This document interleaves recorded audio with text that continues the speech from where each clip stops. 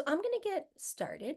That way we have time to get through all of the fun and exciting stuff that I'm hoping to get through. Um, but there is a question and answer section for you guys to ask questions, type as we go, and then I'm happy to answer those when we get to the end. All right. Um, so welcome to your Tufts mock class. My name is Eileen Crehan. I use the she, her series. I am an assistant professor in the Elliott Pearson Department of Child Study and Human Development, which is a big, long title. And I'm also on the faculty in the Tisch College of Civic Life, which I can talk a little bit more about if that is of interest to folks. So my background, just as a little bit of context, I'm a clinical psychologist. I'm licensed in the state of Massachusetts, actually, so do a bit of clinical work in the summer that helps sort of augment some of my work.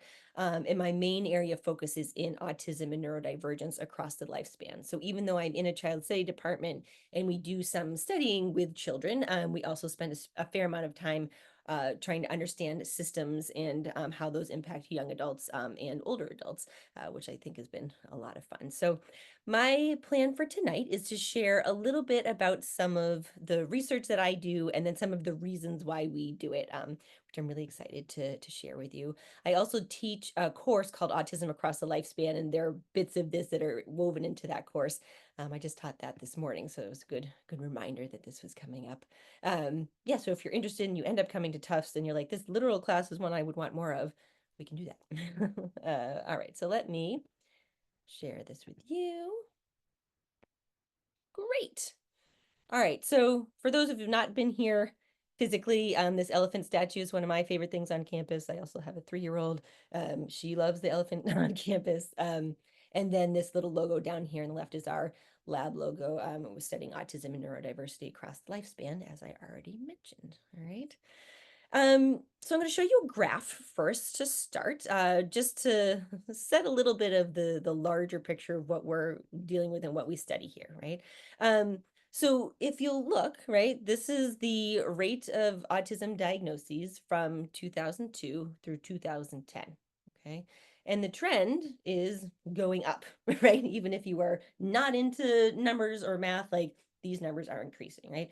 And this probably is something that you've heard before, that how often we diagnose autism and a lot of other sort of neurodivergent conditions, which we'll talk about, has been increasing with time. So overall numbers are increasing, but sort of like everything in psychology and child health and community health, there are racial disparities, right? So the yellow line here is the average rate of diagnosis of autism. Blue is for white, this is for children, white children, gray is for Hispanic children, and orange is for Black children. So those diagnostic rates are lower. There is a lot of evidence showing that autism exists in similar rates across genders, across races, but because we have a lot of inequity in our health systems, that doesn't always present quite the same if we're looking purely if someone is diagnosed in a medical record.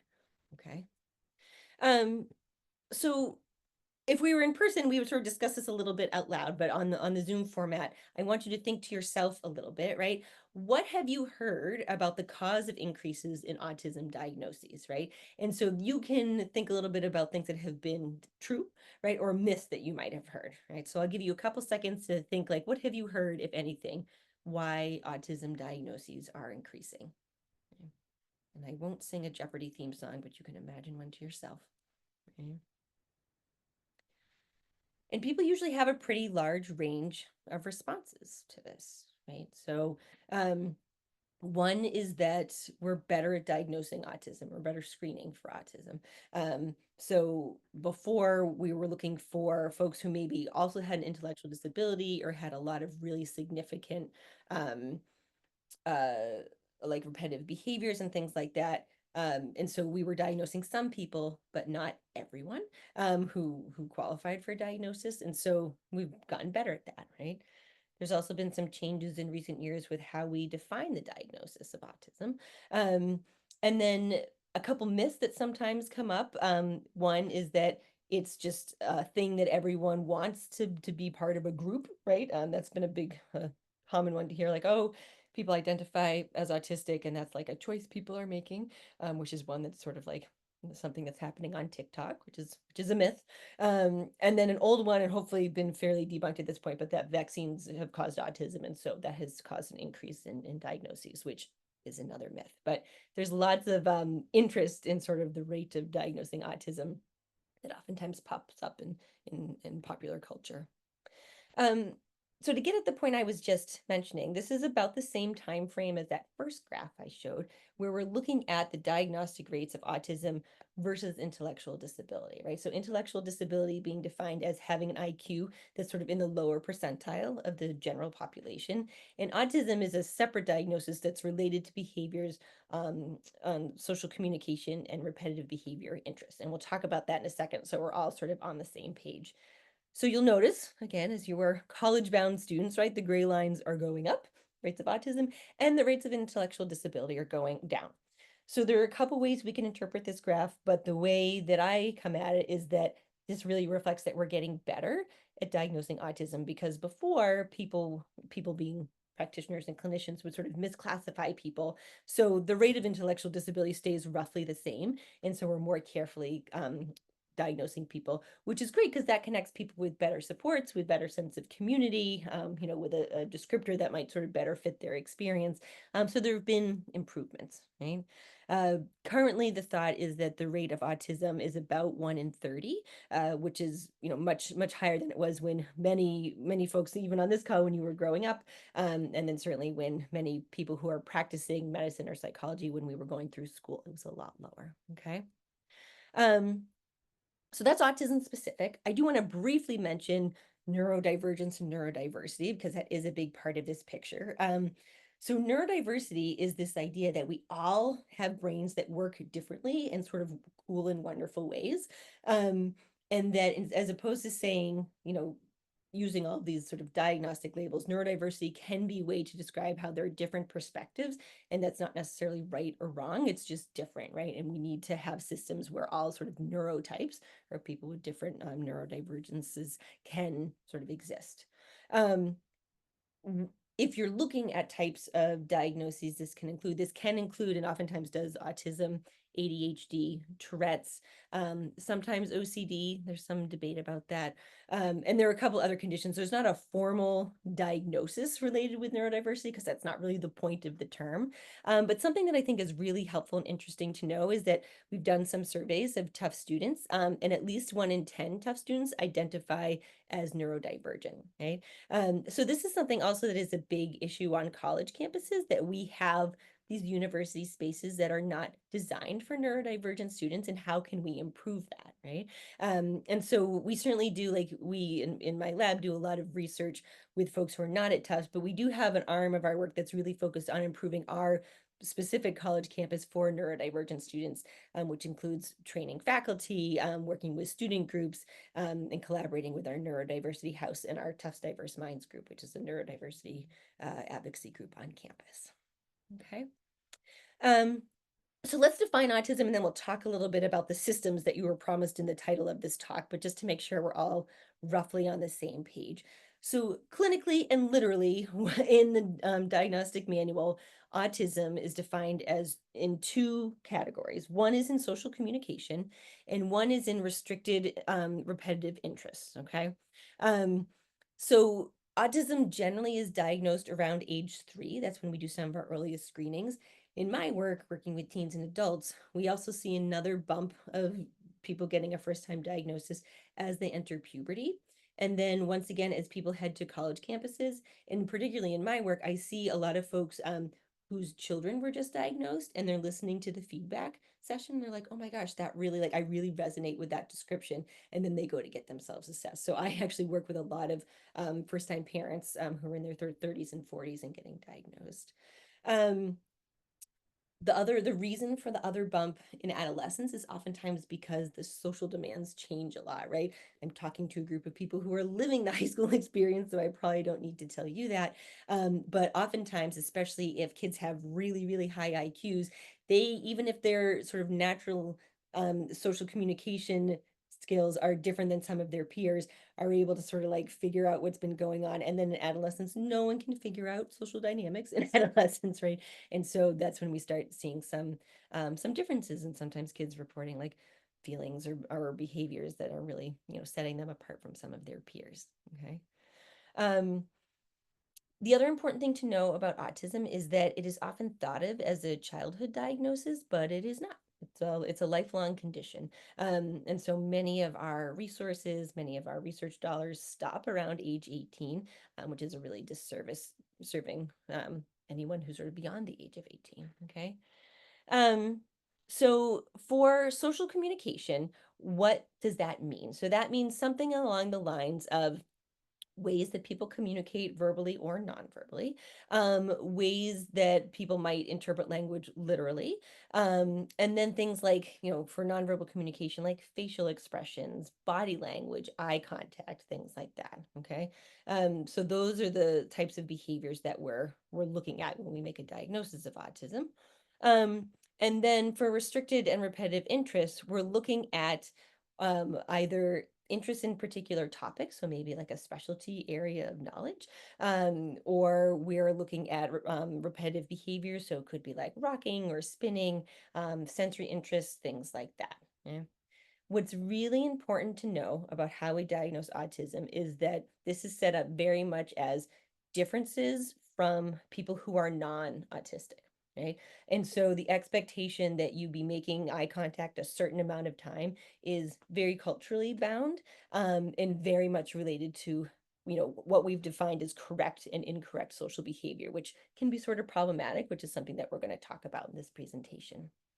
And for the purposes of being complete, if we're talking about our diagnostic model, we also make sort of descriptions about how much expressive language someone is using, and then their cognitive ability. So if there's an intellectual disability that is also present, and that can give people a sense for intervention, what might be useful or what supports might be easiest to navigate. So that is your very rough primer on what autism is.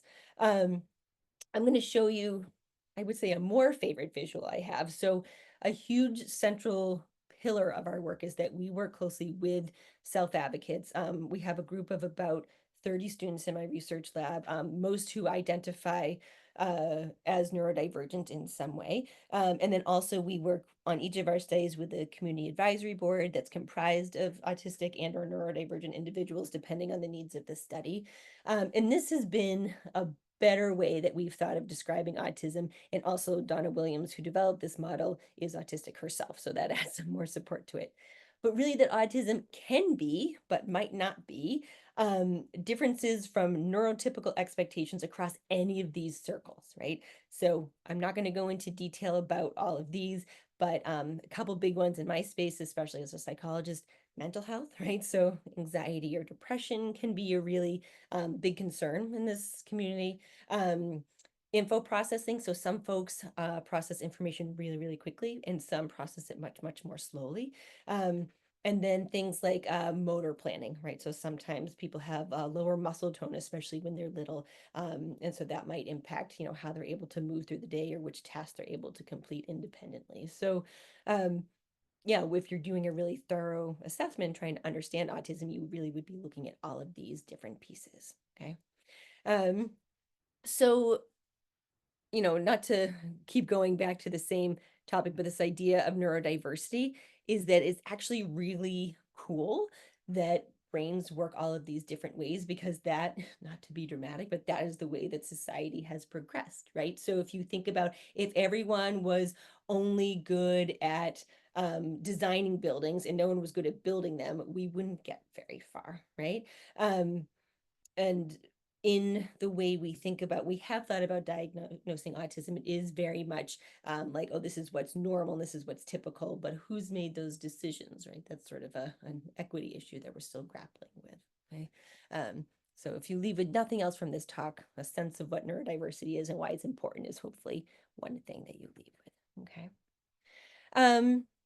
So getting at that point of like neurodiversity and why we're sort of looking at it from a strengths-based lens, right, is this thing called the double empathy problem. And this factors into some system design questions that we're going to be covering in a little bit. So historically, when we've thought about a diagnosis of autism, we really focus on the left side of this screen, right? So an autistic person may struggle to like read between the lines. So if there's sort of assumed shared knowledge that isn't made clear, um, they might have trouble overcoming people's misconceptions about autism. If people know you're autistic, they might have sort of certain beliefs they go in with. And also that can be really hard to manage sensory distractions, right? If you're a very sensitive, sensory sensitive person, so lights, sounds, smells, then that might be hard to, have a conversation with someone if you're trying to filter out a lot of extra noise, right? On the flip side of this, that puts a lot of responsibility on the person who is experiencing some of these differences. On the flip side of this, it's really that if for a non-autistic person, people struggle to form positive first impressions of others. They have trouble recognizing and understanding autism, right? And also that it can be hard to imagine autistic sensory difficulties, right? So putting sort of the perspective taking of what that experience is like is really challenging, right? Too often the way our systems are set up is that we put the responsibility on the autistic person to engage in some sort of social intervention or something to better understand or fit in with the non-autistic person, and we ask nothing of the non-autistic person. Okay? And so across a bunch of diagnoses, but in particular in the sort of self-advocate world, we're trying to really push like it's not just one side of the equation where that responsibility lies. And a really cool study that sort of backs this up, I have a visual here that I can show you, talks about efficient communication. So a lot of our studies of autism have looked at how when you have a non-autistic person and an autistic person communicating, that there's missed information. So, we call it like inefficiency in communicating. So one person might not be totally understanding the other person. And so historically we would say, okay, so the autistic person is doing this wrong, and so that needs to be corrected. More recently, there have been studies where they matched people on neurotypes, so non-autistic people and non-autistic people, and autistic people and autistic people. And probably unsurprisingly, many of those communication inefficiencies went away. Okay. So one way that I like to think about autism and has been helpful to sort of think of in the context of the studies and access to systems is it really is like sometimes speaking two different languages.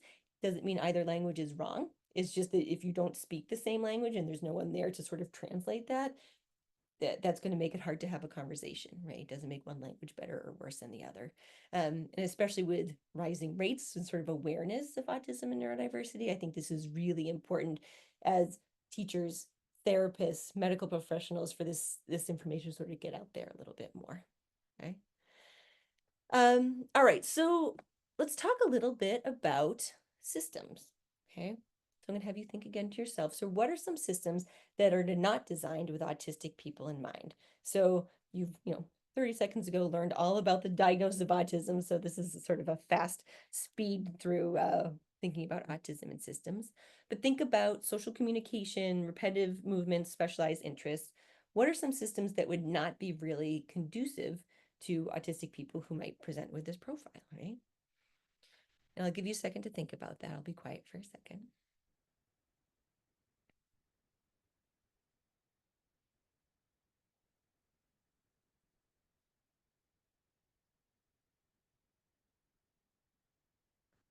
And I'm sure there are a lot of responses that you've been able to think of, systems that you might access or that, that you might be able to observe from wherever you're situated. Um, but I mean, the cheat answer here is really most systems, right? And this can be particularly problematic with systems that are really good for humans to access for like sort of best quality of life, right? A big one of those being healthcare, okay? Um, so a couple of reasons why healthcare is really important is one, it should be a way to maintain health sort of in positive, proactive ways. There have been some interesting studies in the past few years looking specifically at the medical profiles of people diagnosed with autism versus those without. And it does look like there are different medical needs, which is important to know. So things like seizure disorders are more common, mental health symptoms, hypertension, allergies, and then lower rates of things like migraine headaches, sexually transmitted infections, tobacco use, and alcohol misuse. So we have more research on that, although that is happening in more recent years. Um, so even if the healthcare needs were exactly the same, we would want to make sure that systems were designed well, but especially if we're like, okay, you need to know a little bit about autism to make sure you're giving people careful health screenings. That's another thing to know. So like hypermobility is another big one that's common in autism that is oftentimes not screened for. And there have been some studies that have shown like the majority of people who are autistic have some sort of hypermobility question going on. So, should we be changing our screenings? Okay. So healthcare, right? What are the barriers to accessing healthcare, right? So we just talked a little bit about the type of health conditions that are experienced by autistic adults. Also thinking a little bit about health needs, how they are communicated or assessed, right? A really challenging part of this is that oftentimes when you go to a doctor's office, especially if it's a primary care visit and it's very short, you'll get a question like, how are you feeling? What's going on for you, right? If you are really good at specific direct language, those are terrible questions, right? Like, how are you doing? That could mean a million different things. It could mean, how are you feeling emotionally right in this moment? How are you feeling physically right in this moment? How are you feeling on average? Are you sleeping well? Are you eating well? Right? There's a lot of information in that. One of the models of autism is that they're actually like the connection sort of between ideas is there are many, many more of them in autism. So if you ask a vague question, you activate sort of way too many networks, right? And so then it can be difficult to respond verbally right away because you're actually parsing through quite a few possible responses, which is also really tiring, right? Um, so we need to find better ways of assessing these things. And then also who answers these questions and who receives interventions. So for example, with young children in most medical setups, parents answer the questions, which tends to be appropriate because, young kids don't really understand the questions or they don't know what you're looking for. We do see this over-parentification of people in the disability world. So even if someone with some type of disability is a teenager or young adult, a healthcare provider might still be directing questions to a parent, even though that's not sort of appropriate for that level of care. Um, yeah, so it's really, the barriers at the person level in particular are a little bit tough, right? And something that takes some awareness. Um, and then system-centered, these were challenges that were described by autistic patients in a study that was published back in 2020. But that people feel like there's not a lot of support from health practitioners, and that there's a lot of clinician dishonesty. So like if a clinician says, oh, well, I'll call you or make that referral, and they don't, it's really easy to sort of lose trust in that system. If you were someone who's relying on a healthcare system to communicate well with you, that puts you at a disadvantage. Many healthcare providers don't know anything about autism, right? It wasn't part of how they were trained. It's not one of the competencies in most medical areas. In childhood, there are particular types of pediatricians who specialize in developmental disabilities called developmental behavioral pediatricians. Very cool line of work. If you're thinking about child studies and medicine, I would highly recommend looking into this field. But when people turn, 18 sort of to 25 and they're supposed to transition to adult healthcare, there's no parallel person to go to who understands both medical conditions in the context of, some sort of developmental disability such as autism. So we have this huge care gap that exists. Um, Coordination of care, right? If you have someone who's trying to access multiple different health services, a pediatrician generally is a good medical home for that. So they might know what's going on at school or which specialist you saw, and they sort of review all that information. And a primary care is much less likely to do that. Sometimes you'll find a great one, and they will, but that tends to be more luck than standard practice. We also have sensory environments in medical spaces that are terrible if you're sensory sensitive, right? Like the lights are usually those flickering fluorescent ones. You're sitting on crinkly paper. Sometimes you're wearing one of those cloth johnnies that doesn't feel comfortable to you. The temperature can be odd. Like there's just so many pieces of it that could be made more comfortable, which is one of the studies that we're working on that I can tell you about. But they're not generally spaces that are designed um, for people with a broad range of sensory needs. Okay? Um, so to get at this, to give you an example of the type of research that we do here, we are currently running a study with a didactic training that we've developed for, we have one for primary care, one for mental health professionals, and one for OBGYNs. that we co-created with our self-advocate board, where we create a didactic training about like what is autism, what are some of the common like mental health or physical health diagnoses. And then we have practitioners reflect on their space. So we have them take a sensory inventory of the room where people do their visits, you know, what their intake process is like. And then we measure pre and post measures about knowledge of autism, but also attitudes, and then how people might sort of characterize their experience. We are in the process of working on, with our computer science colleagues, some AI tools to assist with this training. So to make it a little bit more interactive. So as opposed to just us describing to people, it would be sort of like brief examples, and physicians could work through them and sort of get a grade on them and have an opportunity to try again. So that's just one example of some of the sort of applied type of research that goes on in our department. So the other piece of this, right? There's a lot of pieces of systems, but the other thing that I think it's important to share is the legal system in autism, especially, and this is mainly US centered, is not good. Okay. So just some facts for you. So individuals with developmental disabilities, such as autism, but including other things as well, are 7 times more likely to have contact with the criminal justice systems.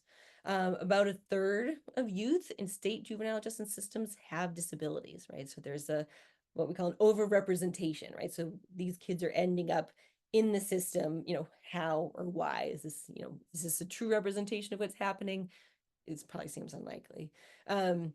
And then detainment of autistic subjects is over 11 years longer for autistic folks than not in secure psychiatric settings, right? So that there's a perception of if people have a diagnosis of autism, that they need or require more services than they might actually, okay? So also good to know, we don't have great data on this. So this has not been information that we have collected very carefully. It has not been an area where there's a lot of funding to do research. Also, because of a whole host of racial inequities, gender inequities, socioeconomic gaps, many folks who end up in the criminal justice system have not had the opportunity to be assessed for some sort of learning difference. One of the most interesting sort of clinical placements I had was doing autism assessments within a prison, because there would be lawyers who were working with a client and they're like, I think there's a difference in sort of social communication that might be driving some of this. And so can we better understand how that works? So yeah, so again, an area for improvement, right? And so I want to bring up this concept that's really related to legal systems and autism, called counterfeit deviance. Okay. So counterfeit deviance is exactly what it sounds like. It's deviant behavior, right? So something that is different from the norm. So usually in this context, we're thinking about like negative behavior or criminal behavior. But the counterfeit part means that it seems deviant, but not for quite the right reasons. Okay. So I'm going to give you an example. And I don't know if anyone here is from New York, and maybe Darius McCollum. But if you do, then shoot me an email. We can sort of chat a little bit. And this is the case that we talk about in my autism class in particular. So Darius, it's a fairly sad story, actually, but it's from New York City. He's an autistic man. I think he's now in his 60s, but I could be wrong. But he's an older adult now. And he's become sort of notorious in New York is because he dresses up as a public transit worker and takes buses and trains places. Okay. So the headline of that is not great, right? We shouldn't steal ways of utilizing public transportation, right? I don't want to be misquoted on anything. However, when you go to understand a little bit more about Darius, he has a special interest in transit systems and always has since he was a young child. The first time he operated a train, it was before the age of 13. And it was when he spent a lot of time at the local subway station, and the drivers were all friends with him. And the driver took a break to go on a date with a girl and said, "Oh, here, Darius, you drive for a little bit." Okay. Not safe. It was a different time and place, right? But also, he operated the trains on time. He makes the announcements like he's supposed to. He's very safe. Like there haven't been any problems with the actual operation of the vehicles, right? Again, I don't want to be misquoted. Don't steal buses, don't steal trains. But when you think about the counterfeit deviance part of that, there was a real lack of understanding of what was driving this behavior, right? And this man has spent an incredibly long amount of time in jail over the years. So he is in and out. They've never sort of, there have been some ideas at one point, like, oh, like, what if the New York transit system employed him? Because he seems to be really, really good at that. System's really resistant to that. And so he has spent a huge amount of his life in jail. And this is a massive failure of our system. And this case is one that is always worth a discussion because it is at the intersection of race, age, and disability, and the legal system. So if you're interested, there's a documentary about his life called Off the Rails. It's not an uplifting story, but really illustrates some of the points that I'm talking about. Okay. Um, so the legal system and autism and accessibility, it's not great, right? Are there ways to improve this? Gosh, I hope so. In Great Britain, they have autistic representatives in each precinct to help support autistic constituents. So this can look a couple ways. They can look at training officers on, if they know someone's autistic, how to better accommodate some sensory needs.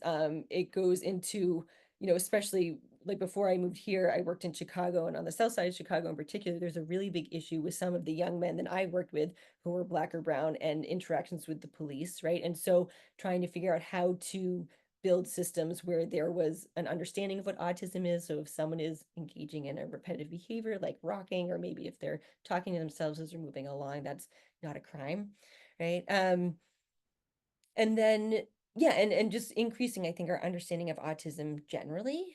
So without stigmatizing and putting the pressure on certain people is a really tight line to walk, but I think a really important one.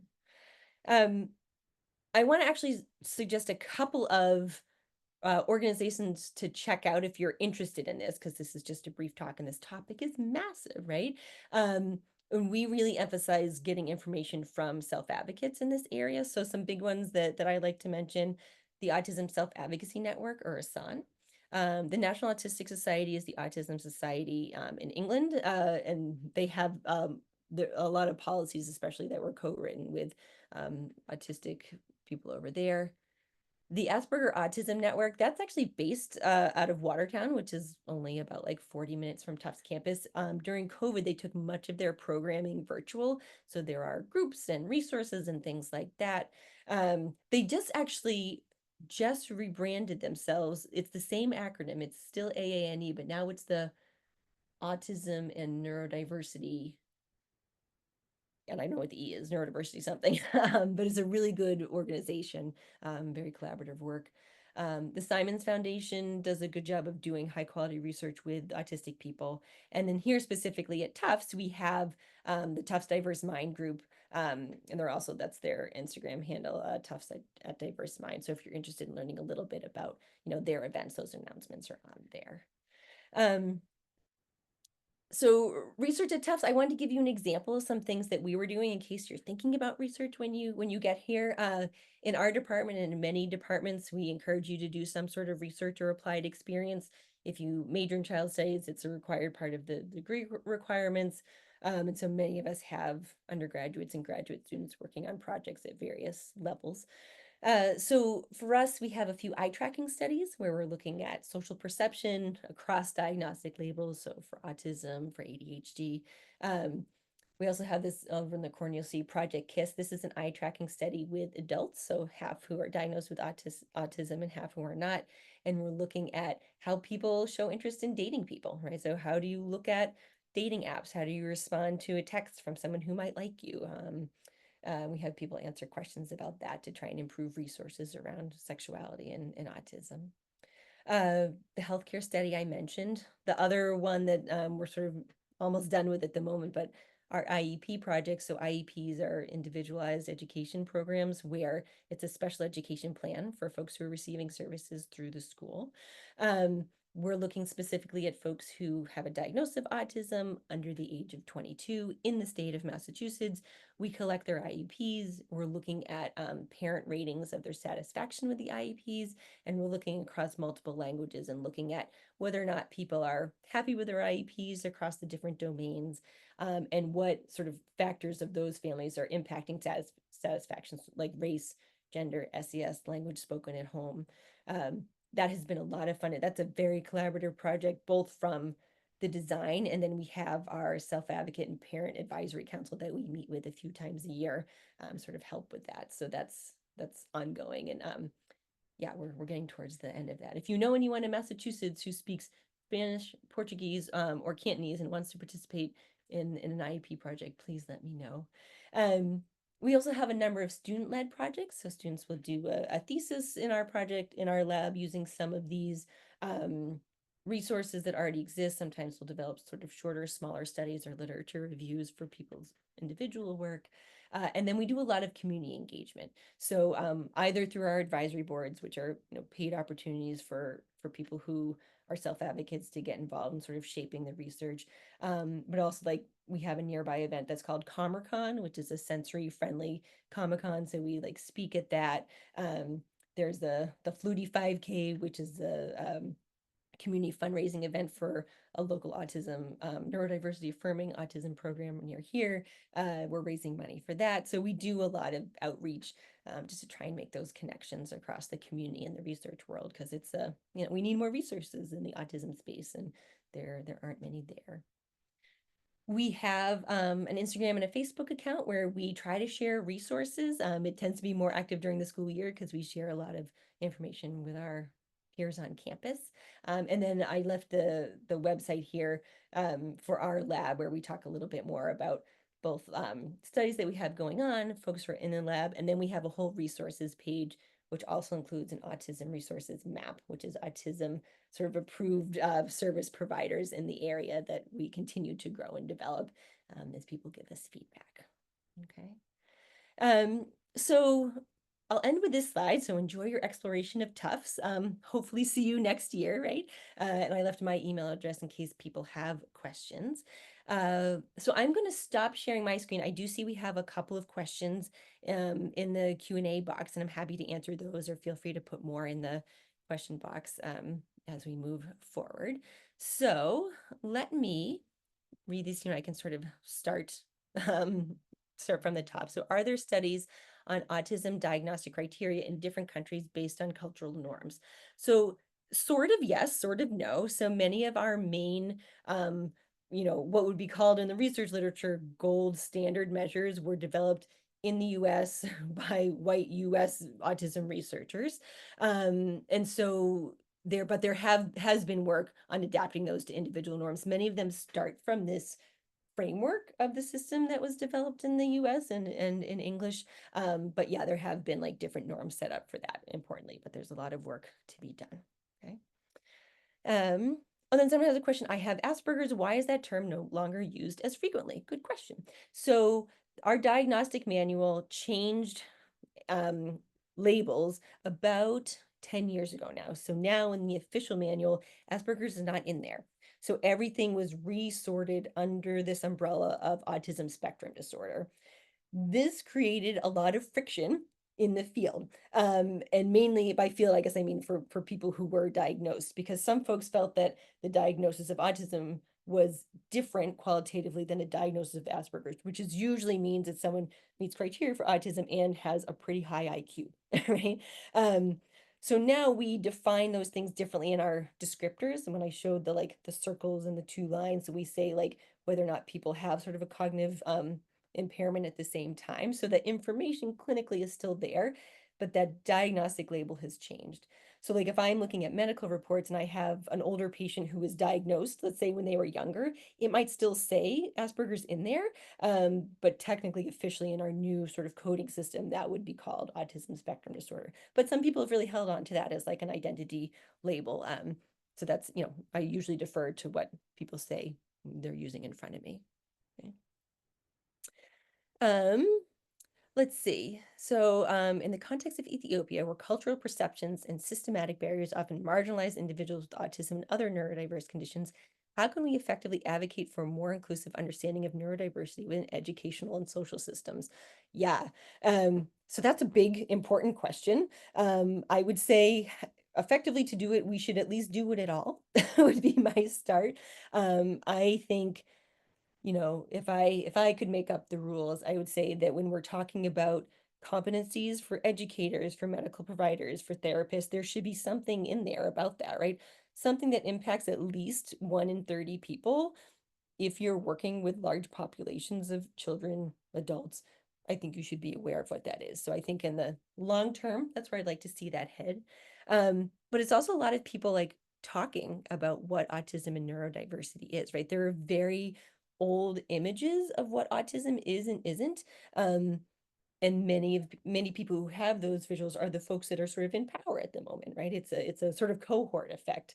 And I think there's a lot of ways to do that, but I think some ways that can contribute to sort of better culture around it are, how do we create media that reflects the full experience of neurodivergent folks?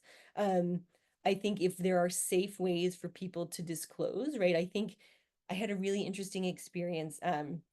Where someone was at one of our trainings was talking about autism sort of as this thing that existed very apart from them. And I said, well, it's like, just as a point to be aware, like you have people in your department who are autistic and that they look surprised, right? And so I think this is less common for like folks like on this call who are, your age and sort of coming to college campus. I think you guys are a little bit more aware of neurodiversity, but the whole plan to become a professor is that you have to be intensely interested in something very, very specific and you have to be really focused on it, right? This is a great environment if you're autistic, right? So the fact that that sort of surprised someone reminded me that I do live in a little bit of a bubble where all I do is like talk about autism all day. But there's a lot of societal change for sure. So that's a brief answer to a very cool, very complicated question. But yeah, keep asking. And cool, I'd love to hear more about like the work. It sounds like you said you were a voice for autism in your community. Yeah, but it's tough. I don't have a great answer for that. Are there any other autism classes at Tufts? I think there is one in the psychology department that I forget if it's called developmental disabilities, but it definitely talks about autism. The professor is Alexander Queen. He's awesome. And then there's another class in my department that's called disability and difference, which is not as focused on autism, but talks about sort of learning differences in children. Autism is definitely a component of that. So yeah, so that's my answer to that one. You mentioned AI tools for training on one of the slides. Could you please elaborate on that? Yes. So is there potential to use, when we're thinking of training medical professionals in particular, there are a lot of them, right? And we want to train them as quickly as possible because there's so many health access issues within the neurodiversity field. Is there a way besides like, and lots of people are doing this, so it's not just me, but for me and my team to come present our training, is there a way to sort of automate some of that education for professionals so we could say, hey, like here's an example, like a case study with an autistic person, what would you do? They would sort of provide corrective feedback and tips that are informed by autistic people, right? So we also have to be really aware of the bias that's sort of built into all of these AI mechanisms. So learning, we're being careful with it. We're still at the early stages of it, but are there some ways to sort of harness that power for good? And in collaboration with some of our autistic stakeholders. Someone said, how can we in our own communities educate others who don't take neurodivergent individuals with autism seriously? Yeah. Persistence, I would say. You know, I talk about this all the time, right? And sometimes you just have to be that person, be like, what about with autism? Like, why is like your stance on it the right one and this other person's different, right? Um, you know, I think as a clinical psychologist, right, a lot of my work is meeting people where they're at, right? And I'm trained to do that. So I think sometimes that makes the conversation easier. But like most people have something that's made them feel different at some point. And what is helpful with that? Is it when someone says you need to change that? Or is it when you found like your community or some ways to sort of make it work, or at least people who understand, right? And I'm a bit of a perpetual optimist, but I think more people fall into the second bucket. And also like you're not going to convince everyone to be a neurodiversity advocate. I think if you can move the needle a little bit, that's a good service, right? This is it's a developmental process that takes time. And so, if you're someone who's thought a lot about this or been in that community and sort of benefited from that knowledge, either like yourself or as someone who's like listening, that is a great privilege. And so to try and share that with other people is important and a really big part of the work. But that you're not always going to change everyone, even if you're like, but my argument is so good, right? Right. But at least finding some people who are like, yeah, you're right, so that you can feel that sense of support, I think is important. Um, uh, Next question. Oh, great one. So I've heard that the criteria to diagnose for autism has been biased in favor of men and displays differently in women. Is this true, and what is being done about this? So I've got a two-part answer to this. So one is that yes, the diagnostic criteria, like a lot of things in psychology, were based off of young middle-class white boys. And this has resulted in a pretty significant diagnostic bias towards men. So roughly it's about a 3-to-1 male to female diagnostic rate. The second piece of this is that their gender is much more diverse for autistic people by their own report than for non-autistic people. So we certainly don't have good measures for like talking about, people who are non-binary or trans and how some of these, traits of autism might be showing up for them.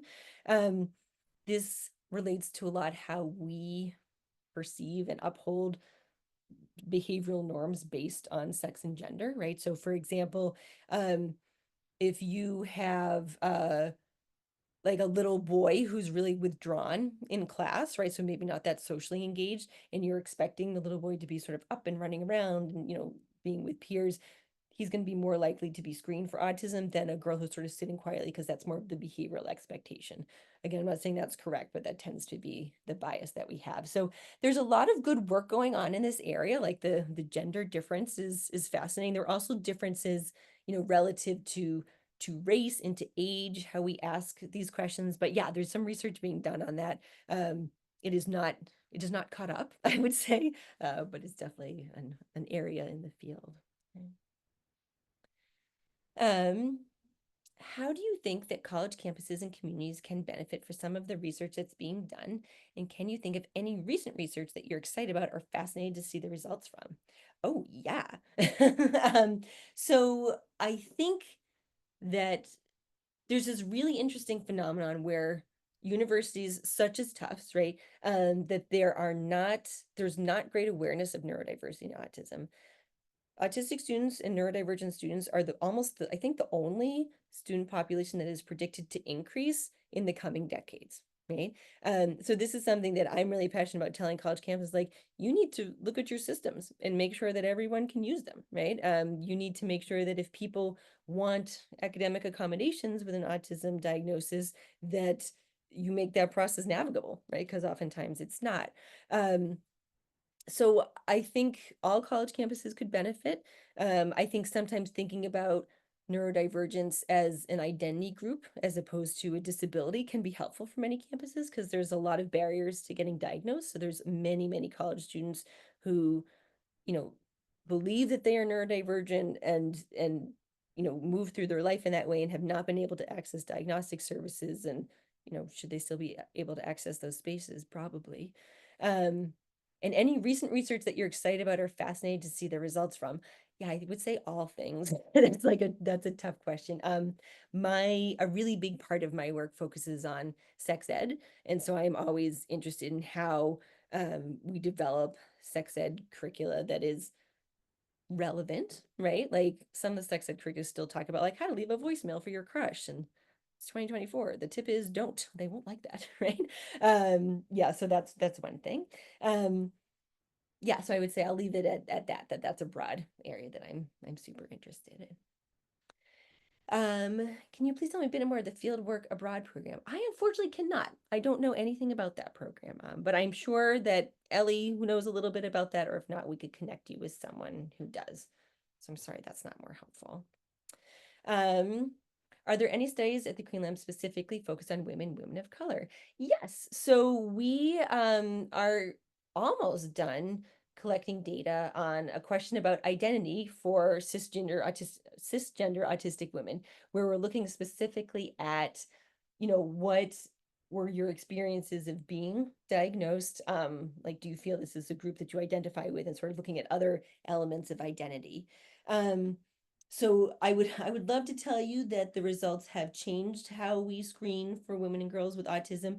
We're not quite that powerful at the moment, but I do think that that will lend some important evidence to like how just to shine some light on the experience of how women experience a diagnosis of autism. This is a study particularly of adults, so some of them were diagnosed in childhood and how that comes through.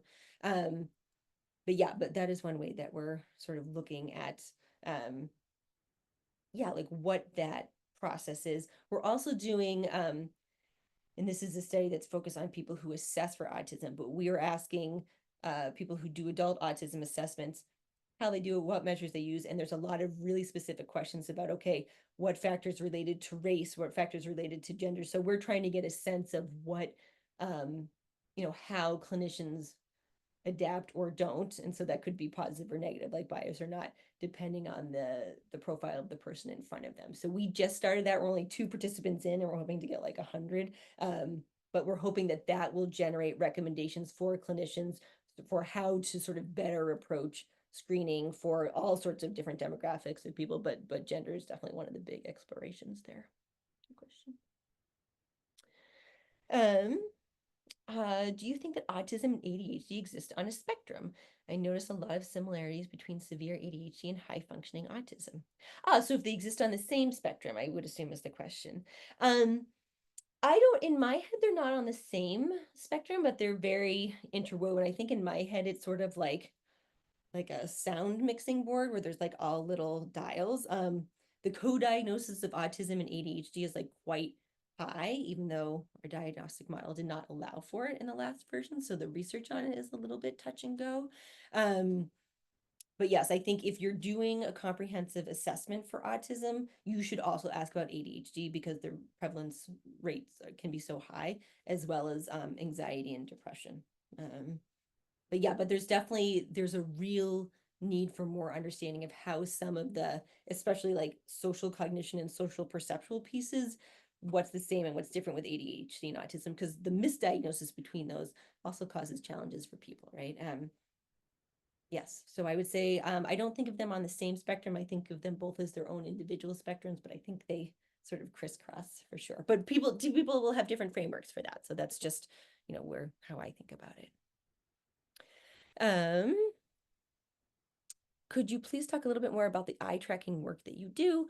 What are you looking for in different studies and what equipment do you use? Great. Yeah. So we use a standalone eye tracking system at the moment. So folks come into the lab, there's a camera, there's a big screen.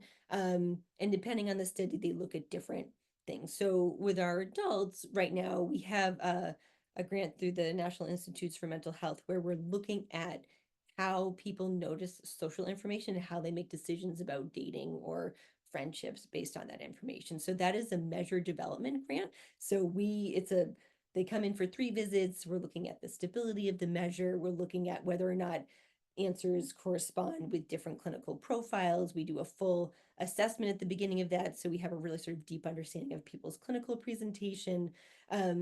So that's what we do with our adults. And the current kids study we have going on is actually to get at this sometimes difficulty of distinguishing between ADHD and autism. Prior to 2013, we were forbidden to diagnose both autism and ADHD, which was a big mistake. And so we don't have a lot of research on what some of the similarities are. So for this study, we're looking at kids ages 8 to 12 who are either diagnosed with autism or ADHD or diagnosed with both. And we take them through all these social cognitive profiles. So like these 2 little triangles interact, like, what do you think is happening? There's faces and like it's sort of emotional processing, some sort of more classical, like autism related paradigms.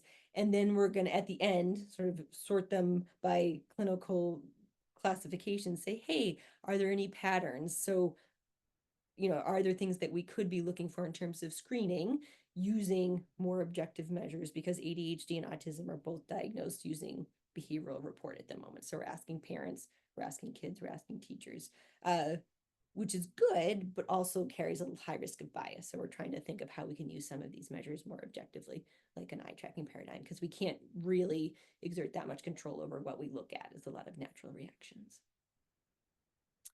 Um, Do those who study autism at Tufts major in other programs, and if so, which ones? So if people are interested in autism, I would imagine they're across all sorts of departments. I know in our department, or our lab, we've had folks from education, community health. We have someone from engineering. We work a lot with folks in computer science at the moment, psychology. We have someone from philosophy right now. There's not an autism specific program. And to be clear, there's not a lot of autism research on campus. There's a little bit I do some. There's a researcher who's at the vet school who does some about the impact of like pets on kids with disabilities. Yeah, so it's not like a huge, you get a sort of a one-sided picture of it. It's not a huge program here at Tufts. But yeah, but anyone, in most labs, they're less particular about which department you're coming from if you have an interest in that particular topic. Do you think our knowledge about autistic people could be impacted by the fact that young people have a higher rate of diagnosis than old people? Yes, and I think that's probably more helpful, right? So if we're thinking about sort of cohorts that are coming up through our healthcare system and educational system, that is great. I think that we should do a lot more of, paying people to share their expertise, their lived expertise with diagnoses. And I think that the more recent folks, the closer people are in age to folks that they're sharing information about, the better, right? Because like, for example, the internet has had a really big impact. So I think that's one area where that's really positive. And then some said, what's your opinion on everyone with autism or ADHD getting some sort of 504 or IEP plan? I would say I'm sort of right in the middle. So for those who are less familiar with the US education system, the 504 and IEP plan are both types of educational plans that help kids who qualify for different services. So the IEP tends to be a little bit more robust, and the 504 plan is actually a civil rights sort of accessibility promise, for lack of a better term. If people need them or want them, yes. If people don't need them or want them, then I don't think there should be any sort of rule that you have to have one. But I think it would do, I think we should have a more holistic understanding of how an IEP might be helpful. So for example, like in the sex ed world, right? There's a lot of sexual abuse in the developmental disability world. Maybe schools and IEP plans would be one way to help like deliver that information. Could we use the IEP as a vehicle for that? But I don't think it should be mandatory. But I do think that schools should know what some of the recommendations are, and that way if parents or kids want one, they can sort of advocate for that. Yeah. I think the next question we had already. So we'll do one more because it's at 6:59. Yeah, what is it like to be a neurodiverse person at Tufts? What does Tufts do with students with neurodisabilities? So I'd say, I'm not a neurodivergent student at Tufts, so I would be sort of tread carefully with this question. But I would say to reach out to the Tufts Diverse Minds group, or we also have a neurodiversity house, which is specifically for students who are living with other neurodivergent folks, to ask them. If you email me, I'm the advisor to both student groups, for better or for worse, for their sake. And so I'm happy to connect you with them. I think that's a really important question to ask at any school that you're visiting. Yes, so I would connect. I'm happy to connect you with them, or sort of reach out to them directly to ask. Yeah, and get their perspectives. I think it's different with everyone, but that would be my big point of advice. All right, so we're right at the top of the hour. So certainly if you have more questions that you're interested in, feel free to send me an email. Check out our lab website and our Instagram, where we share resources on and off campus. I wish you best of luck in your college search. Yeah, and then hopefully you'll be done with this process soon, and that is great. You'll all have sort of good and exciting news by the time spring comes, so that's good. All right. Thank you for logging on. I appreciate it.